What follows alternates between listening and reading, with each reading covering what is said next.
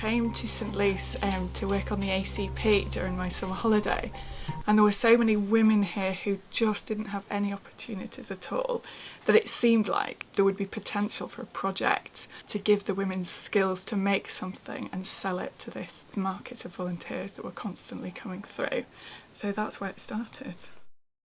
There was a tradition of embroidery here in Sainte Luce. Some of the older ladies learnt with Lutheran missionaries a long time ago, but they didn't have the finances to buy the fabric and the thread, so it was something that for many years they've never capitalised on.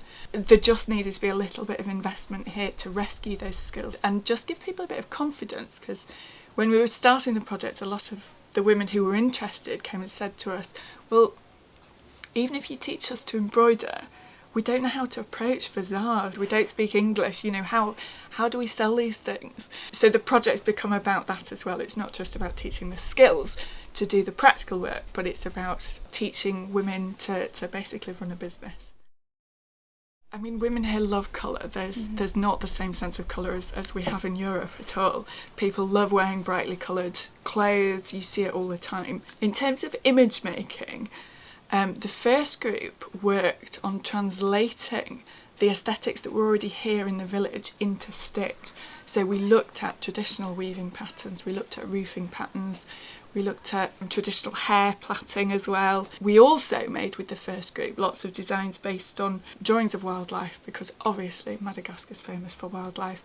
Most of the people who come to Sainte Luce want to see the wildlife. It's great for conservation as well. We've looked at traditional culture and we've been looking particularly at traditional storytelling. Because this is very much an oral culture, people don't write things down, and we wanted to capture some of those stories. So the women quite often will come in and tell stories as they're working. But now, after they've told the story, then they draw it out in their sketchbook, try and break it up into a storyboard, and then they embroider it.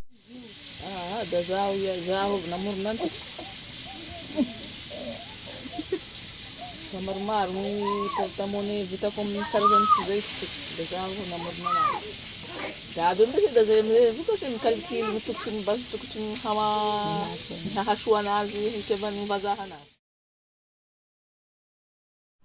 is actually the only place in the village where a load of women can get together without husbands. So it becomes a sort of a place where women know that they can come for support. Particularly in the new class, we've got a lot of very vulnerable women. We've got widows, we've got disabled ladies, we've got women who aren't married but have children.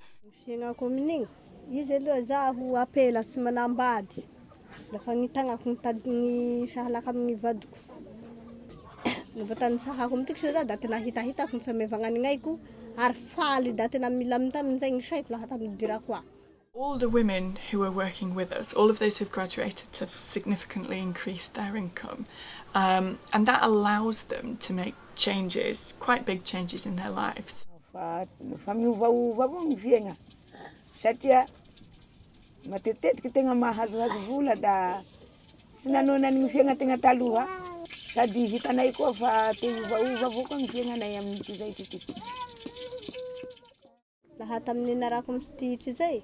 Daba mahita kedy matetika avao fa sy da miahinahy teo da misy efa 2 andro zaho vao mahita.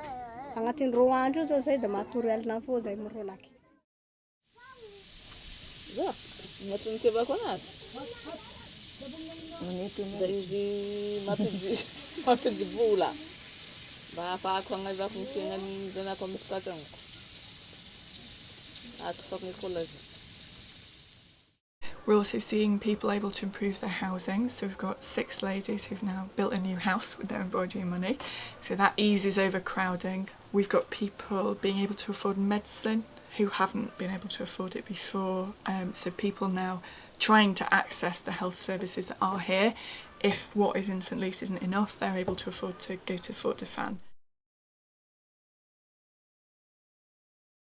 It's incredibly moving to watch women who have basically nothing and who've had no opportunities at all. You give them a small opportunity and they take it with both hands. I've never had students as hard working as this, because they've got a real incentive, because that actually puts food on the table. It has been wonderful and humbling and inspiring, and I always cry when I talk about this.